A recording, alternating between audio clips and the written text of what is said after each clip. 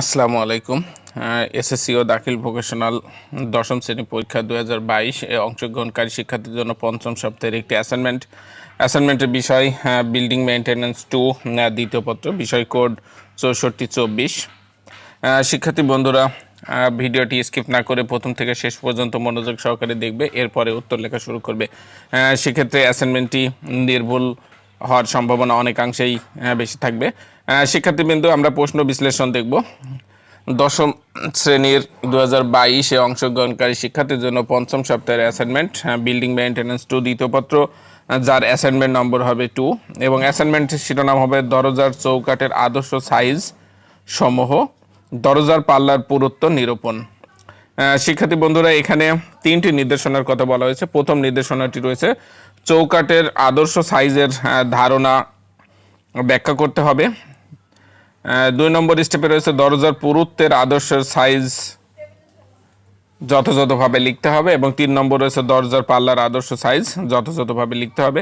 আমরা উত্তরে যাব। উত্তর যাওয়ার আগে আপনাদেরকে অনুরোধ করব, টেলমি বিডি চ্যানেলে নতুন হলে চ্যানেলটি সাবস্ক্রাইব করে পাশে থাকা বেল আইকনটি বাজিয়ে রাখবেন, যাতে শিক্ষার যে কোনো আপডেট সবার আগে নোটিফিকেশনের মাধ্যমে জানিয়ে দিতে পারি।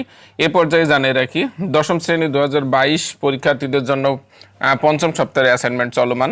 এর পূর্বে যতগুলো অ্যাসাইনমেন্ট রয়েছে সবগুলো অ্যাসাইনমেন্ট টেলমি বিডি চ্যানেলের একটি প্লে লিস্ট রয়েছে, যে প্লে লিস্টে রয়েছে, প্লে লিস্টের নাম এসএসসি ভোগ এক্সাম 10 2022। ওই প্লে লিস্ট থেকে প্রয়োজনীয় সকল অ্যাসাইনমেন্ট দেখে আসতে পারি। আমরা উত্তরে যাব। উত্তর প্রথম স্টেপটির উত্তরে ছিল চৌকাঠের আদর্শ সাইজ সমূহের ধারণা।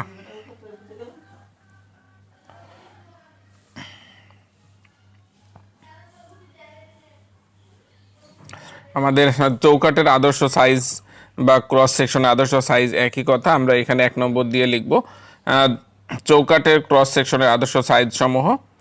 চৌকাঠের ক্রস সেকশনের আদর্শ সাইজ সমূহ চৌকাঠের মাপ বলতে বাহিরের দৈর্ঘ্য ও প্রস্থের মাপ বোঝায়, অর্থাৎ দরজা স্থাপনের জন্য প্রয়োজনীয় গাঁথনির ফাঁকা মাপকে বোঝায়। শয়নঘর দরজার চৌকাঠ সাধারণত 3 ফিট 0 ইঞ্চি গুণ 6 ফিট 3 ইঞ্চি, 3 ফিট 3 ইঞ্চি 6 ফিট 3 ইঞ্চি বা 3 ফিট 6 ইঞ্চি ইন্টু 6 ফিট 6 ইঞ্চি। রান্নাঘর বাথরুম ভান্ডার ঘর এর দরজা চৌকাঠের প্রস্থ সাধারণত 2 ফিট 6 ইঞ্চি রাখা হয়।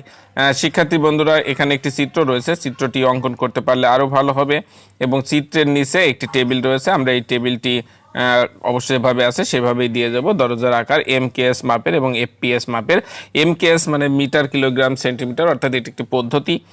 এখানে যেভাবে রয়েছে ঠিক সেভাবে উপস্থাপন করে দেবে এই ছকটা, তাহলে আমাদের 1 নম্বর স্টেপটি শেষ হয়ে যাবে। শিক্ষার্থীবৃন্দ, আমাদের 2 নম্বর স্টেপে যে প্রশ্নটি ছিল দরজার চৌকাঠের আদর্শ সাইজ সমূহ বর্ণনা করতে হবে। আমরা এখানে 2 নম্বর দিয়ে লিখব দরজার চৌকাঠের পুরুত্বের আদর্শ সাইজ সমূহ, লিখে এখানে যে টেবিলটি রয়েছে এবং পাশে যে দুটো চিত্র রয়েছে এই অংশটুকু অঙ্কন করে দিতে হবে। এখানে দুটো সিস্টেমে রয়েছে, এমকেএস সিস্টেম এবং এফপিএস সিস্টেম। শিক্ষার্থীবৃন্দ, আমাদের তৃতীয় স্টেপের উত্তরে যাব। তৃতীয় স্টেপের উত্তরে যাওয়ার আগে বরাবরের মতো অনুরোধ করব, টেলমি বিডি চ্যানেলটি এখনও সাবস্ক্রাইব করে না থাকলে সাবস্ক্রাইব করুন এবং ভিডিওটি তো অবশ্যই লাইক দিতে ভুল করবেন না।